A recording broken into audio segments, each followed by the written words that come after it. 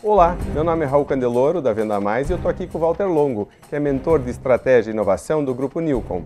Tudo bem, Walter? Tudo bem, Raul. Excelente palestra na Expo Venda Mais 2010, Obrigado, todo mundo gostou muito. Que bom. Então conte um pouquinho do que você estava falando de Nexo e desse trabalho que você faz, porque você já escreveu uma matéria na Venda Mais há muito tempo sobre a matriz dos vendedores, e você estava me contando aqui que agora você não faz ela mais sozinha, ela tem que fazer parte de um conjunto de ações ou de decisões que a empresa tem que tomar. Como é que é isso? É isso mesmo. Na verdade, o que a gente percebeu nessa evolução do mundo dos negócios para uma multiplicidade de mídias, multiplicidade de necessidades e de opções, que as organizações, de certa maneira, perderam o nexo ou o senso entre as várias ações de comunicação com o mercado que elas fazem.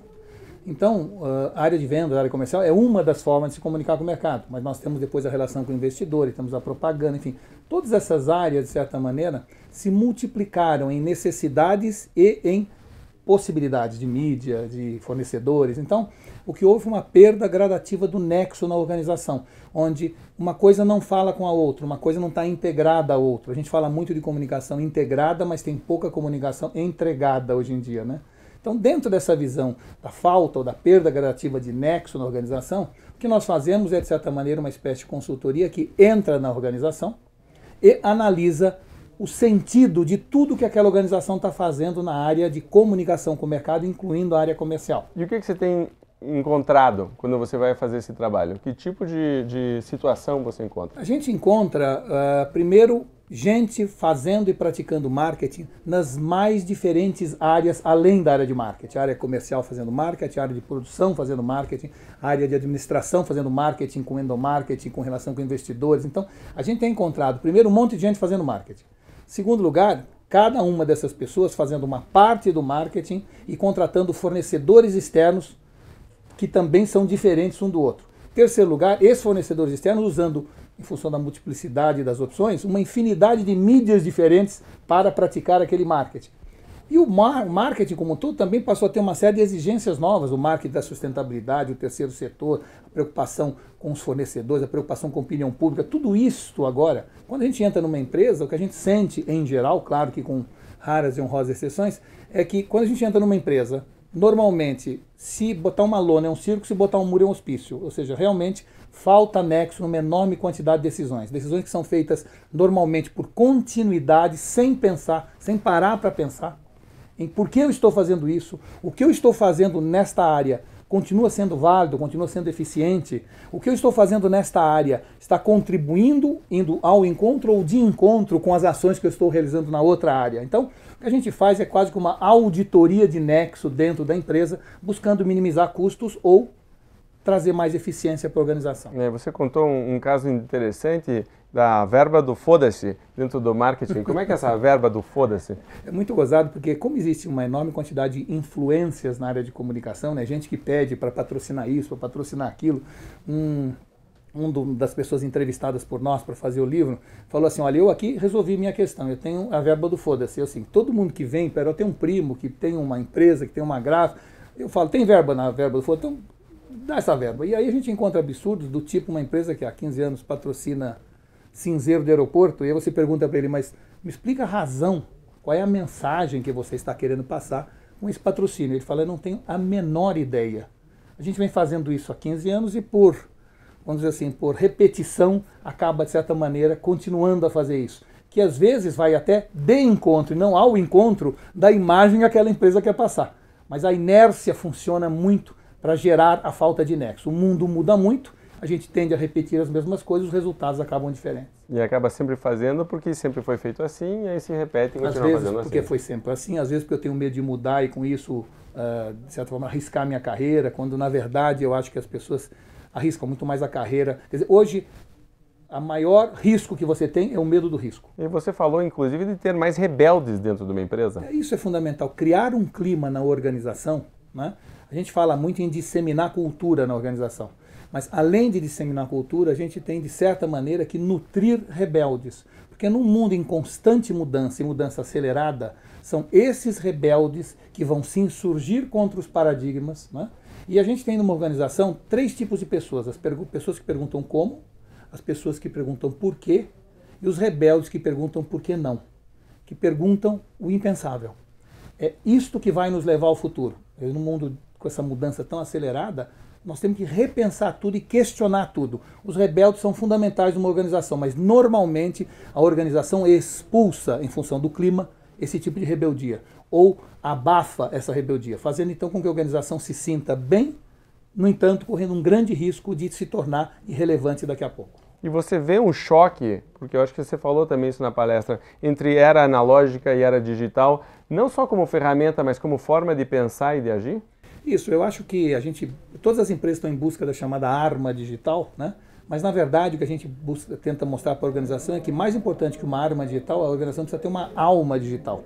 E a alma digital é completamente diferente da alma analógica. Então, primeiro, o uso de sistemas colaborativos, em vez de você ter custos fixos, aumentar o nível de custos variáveis, e tem uma enorme hoje possibilidade de fazer isso graças ao universo digital. A ideia de que ser grande significa poder ou segurança, quando na verdade ser pequeno, num mundo de mudança, te dá muito mais adaptabilidade. Então tem uma série de paradigmas que a gente criou, paradigma de que o cliente tem sempre razão, quando na verdade o cliente hoje não sabe o que quer, porque não sabe o que pode querer em função das mudanças, então nós precisamos tomar uma atitude mais consultiva com o cliente, menos yes man, menos subserviente. A subserviência facilita a relação inicial, mas inviabiliza a sua continuidade. Então, essa alma digital de entender que daqui para frente não é mais monólogo e sim diálogo, eu acho que dá, inclusive, à área comercial, à área de vendas, uma enorme vantagem competitiva dentro da organização. Porque a única área que continuou mantendo o diálogo no último século com o mercado foi exatamente a área comercial. Está na alma no DNA dela. Já sempre entendeu? fizeram isso. Então hoje, na verdade, a gente fala muito do mundo digital, não existe uma grande mudança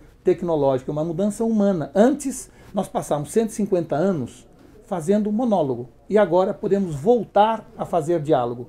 Graças à enorme redução de custos do setor, né, de informática, hoje é possível você manter um diálogo individualizado com milhões de pessoas. Então, essa possibilidade, de certa forma, está replicando na mídia e nas outras áreas de comunicação da empresa o que a área comercial já faz. Que a área comercial entende a força da persuasão através do diálogo. Perfeito. E uma coisa que sempre surge como dúvida de assinantes da Venda Mais, principalmente em cargos de liderança, é a que ponto eu abro esse diálogo dentro da minha empresa? Então, você chegou a citar sobre isso, eu gosto da forma que você pensa em relação a isso. Abro o Twitter para os funcionários, abro o Orkut para eles. Como é que eu faço? Abro e-mail, abro internet, então eu facilito, eu controlo isso? Qual que é a tua visão em relação a isso? A minha visão é que todas as empresas daqui a, 5, 10 anos vão ter uma central de monitoramento de redes sociais, exatamente uma sala como essa que nós estamos, repleta de monitores, onde eles vão estar, um grupo de pessoas vai estar olhando o que as pessoas no mundo inteiro estão falando daquela marca. Quase como se fosse um Ibope instantâneo. Isso, e aonde as pessoas vão ter já um grau de autonomia tal de poder responder simultaneamente a qualquer crítica ou comentário que se faça, né? Então, a sensação que eu tenho é que enquanto a gente não tem esta sala, a gente precisa convocar os nossos funcionários a exercer esse papel de vigilância constante na internet, tentando se antecipar a eventuais problemas ou críticas que alguém coloque na internet sobre nossas marcas. Só que para isso precisa estar aberta a internet, precisa estar liberada. As pessoas não agem errado por excesso de liberdade. As pessoas agem errado por excesso de restrição. Então, claro que vai acontecer alguns equívocos, mas o maior equívoco é tentar evitar o equívoco. Você tem que dar o senso de missão, a bandeira, a visão da empresa para todos os seus funcionários e depois dar a eles a liberdade de defender a sua empresa, que no fundo está defendendo a si mesmo. Claro. Né? Agora, na hora em que você proíbe, reprime, eles acabam, de certa maneira, se quiserem, usando outro nome, outro apelido, escrevendo o que quiser, aonde quiser, e você não vai ter nenhum controle sobre isso. Depois ele vai para casa e ele tem acesso à internet. A pessoa não morre na empresa, a pessoa continua vivendo. Depois. Outro dia um amigo meu foi e tinha um chocolate na beira da mesa e eu tenho 2 filhos pequenos. E ele perguntou, você pode deixar aí? As crianças não vão pegar? Eu falei, não vão pegar. Ele falou, puxa, na minha casa eles pegariam imediatamente, temos que tirar o chocolate. Eu falei, esse é o problema, não é tirando o chocolate, você tem que educar a não pegar. Então não é o fato de ter ou não ter internet, é o fato de aprender a usar. Essa é uma visão de que todo mundo é, vamos dizer assim, pecador até prova em contrário, que é uma visão, vamos dizer assim, muito lusitana da jurisprudência, né, do mundo da legalidade, e que a gente tem que acabar, porque no mundo digital você não consegue mais controlar. Nós temos que entender que se até hoje a gente tinha controle sobre a nossa imagem, a nossa marca, porque era um monólogo. Daqui para frente nós não temos esse controle, mas não é porque nós não temos esse controle que a gente deva não fazer nada. A gente, ao contrário, tem que propiciar o diálogo, abrir cada vez mais essas frentes de comunicação, monitorá-las e responder 24/7, responder na maior velocidade possível. Empresas que não atendem a uma resposta, aquilo vira um vírus que vai atacando todos os lugares. Na hora que você vê, aquilo virou um movimento. Quando era uma pessoa reclamando, de repente aquilo vira um negócio enorme. Tanto que nos Estados Unidos tem muitas páginas de hate pages, em que eu odeio uma empresa tal. E aí tem 1.500 pessoas lá participando de uma comunidade, só por quê? Porque uma pessoa não foi bem atendida em algum momento e diz, eu vou levar minha insatisfação a público. E todas as empresas, hoje em dia, exatamente por causa desse mundo aberto, dinâmico, democrático, todo mundo sabe que empresas também erram, como qualquer pessoa. Estão dispostas, no fundo, a rever a sua visão daquela empresa na velocidade que aquela empresa aceite e entenda o erro. Né? Quer dizer, errar é humano e errar é empresarial. Desde que você aceite o erro e corrija o erro. Então, essa ideia da perfeição, uma ideia que está, de certa maneira, extinta. Nós, sim, estamos entrando num mundo desconhecido, num terreno que não conhecemos, vamos errar nesse terreno, mas é a nossa capacidade de reconhecer o erro e alterar o status quo que vai fazer com que a gente tenha novamente do lado da gente a sociedade, não contra nós. Perfeito. 2 perguntas para terminar. Primeiro, fale sobre o conceito de good enough, ou bom o suficiente, porque eu acho que isso pode ser certamente polêmico para algumas pessoas. Não faça mais do que você tem que fazer, porque você está gastando recursos, energia, e às vezes não é o melhor. Mas também não faça menos, porque você vai... Né? Então, como que acha esse ponto? Existe uma enorme quantidade de técnicas para achar esse ponto, mas a maior técnica, no fundo, continua sendo a intuição. Né? Ou seja, nós normalmente somos ensinados, desde que a gente nasce, a buscar o ótimo. Você tirou 9, na verdade devia ter tirado 10. Você tirou o segundo lugar, na verdade devia ter tirado o primeiro. E assim por diante. Então a gente aprende, o nosso cérebro decodifica que a busca do ótimo é a nossa função e a nossa missão. E deveria ser e deve continuar sendo, só que existe um momento hoje onde tudo muda tão rápido que às vezes você fazer com que seu relógio atrase apenas 1 segundo por século não seja exatamente o que o mercado precisa ou deseja.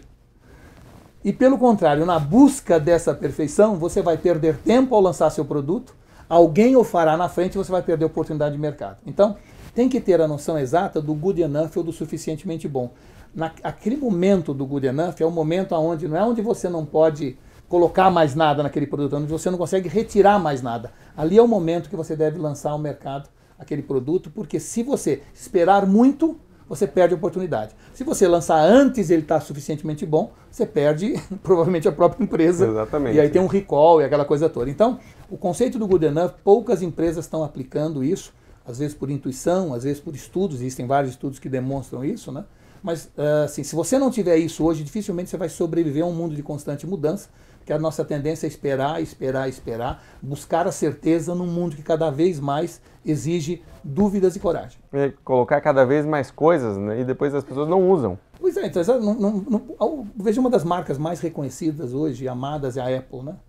Quando ele lançou o iPhone não tinha nem de longe tudo que ele poderia ter, e que ele acabou tendo e continua tendo, né? Porque ele lança uma segunda versão e lança uma terceira versão. Esse conceito de upgrade tem que ser incorporado ao universo dos negócios. É muito melhor você fazer algo que já está suficientemente bom do que deixar de fazê-lo. Não pode estar suficientemente ruim. Isso. E você valida, o cliente valida o processo. Isso que eu acho interessante. Claro. Não é um bando de gente dentro de uma sala fazendo pesquisa ou vai para depois fazer uma pesquisa de campo com 10 ou 15, 20 pessoas ou 100 pessoas. Não. O cliente tem que validar aquilo, volta, eu melhoro, volto de novo, assim vai ter. A melhor pesquisa de mercado é o mercado. Exatamente. Exatamente. Desde que o cliente se sinta participante disso, desde que você faça um beta teste com ele, mas no fundo, a sensação que eu tenho é que as pessoas estão sempre em busca do ótimo. Porque o ótimo é nos ensinado já, está dentro da nossa cabeça, como a única coisa a ser perseguida. E às vezes você está num estágio, o seu produto, que se você lançar uma primeira versão e depois lançar a segunda, e veja, a Apple continuou absolutamente bem em imagem, mesmo cometendo equívocos como esse problema de queda de sinal no iPhone 4, mas ela reconhece o erro imediatamente, toma providência e está resolvido. As primeiras baterias não duravam muito, as pessoas apaixonadas e mesmo assim falavam bem e compravam de novo. Compravam de novo porque a empresa reconhecia o problema e resolvia o problema. Então nós estamos num mundo hoje muito mais de arriscar do que de buscar a certeza. Quer dizer, talvez o maior risco é você ter medo do risco hoje. Então, para terminar, última pergunta, isso deve estar na cabeça de todo mundo que está assistindo esse vídeo. Eu tenho esse mundo mudando, preciso ser mais ágil, preciso ser mais rápido e nem sempre a minha empresa tem essa agilidade necessária, seja por falhas de atitude, de postura, de investimentos, de tecnologia, geralmente a cabeça mesmo que precisa mudar, né? Então, a pergunta que sempre surge nos eventos é, Walter, por onde eu começo? Então, que conselho você poderia dar para alguém e dizer, olha, se está a fim de entrar nesse processo de mudança, comece a pensar nisso. É isso mesmo. Você sabe que eu tenho feito uma palestra que normalmente fala sobre esse assunto, que é como transformar algumas pessoas da organização em agentes de inovação, né? E tem uma série de formas de você identificar esses agentes e depois uma forma de você liderar esses agentes. Mas, transformando uma palestra num breve comentário apenas, eu diria o seguinte, a primeira coisa que uma empresa tem que fazer é nutrir rebeldes, ou dar um clima organizacional adequado para que as pessoas possam sim questionar a empresa, o que estão fazendo e a forma como estão fazendo. Segunda coisa é que se algumas pessoas daquela organização estão incomodadas com a falta de movimento da organização, elas devem se reunir e utilizar o exemplo delas como forma de mudança, ou seja, inovação é como um vírus que você inocula numa organização. É uma das poucas coisas que pode vir de baixo para cima. Normalmente a organização é top-down, né? A inovação ela pode vir de baixo para cima. E inovação é muito mais uma questão de ótica do que de fibra ótica. É muito mais o jeito como você encara as coisas do que a forma você exija grandes investimentos em tecnologia. Muita gente confunde a palavra inovação com tecnologia. Você não precisa de tecnologia para ser inovador. Você pode ser inovador na forma de remunerar seus funcionários, na forma de se relacionar com o mercado, na forma de desenvolver um produto. Você pode ser inovador em qualquer... Até o modelo de negócio, a forma inovadora. Então, assim, as pessoas confundem muito essas duas coisas quando tem nada uma coisa com a outra. Tecnologia é uma das formas de inovar. Mas se um grupo de pessoas que eu vi aqui no nosso evento, uma mesa que estava lá preocupado com isso, aquela mesa pode se transformar. A pergunta dele já diz o seguinte, vocês agora são responsáveis por contaminar a empresa com inovação. Isso vai a cada exemplo, que são os mais variados. Você pode desde criar um comitê de inovação, você pode experimentar coisas, pode ter caixa de sugestões, você pode premiar a inovação dentro da empresa através de programas de incentivo. Mas o principal é mudar a cultura da empresa para uma cultura de assumir riscos. Você tem mais chance de sucesso se errar de vez em quando do que se acertar sempre numa organização. E a própria organização tem mais chance de ter sucesso no mundo, né? Errando de vez em quando do que tentando acertar sempre. Porque ao tentar acertar sempre, ela vai se atrasar e vai ficar para trás. Legal, Walter. Excelente conversa. Muito obrigado e parabéns de novo pela palestra. Obrigado. Contem sempre comigo aqui. Muito bem. Meu nome é Raul Candeloro, sou da Venda Mais e conversei aqui com o Walter Longo, que é mentor de estratégia de inovação do Grupo Nilcon.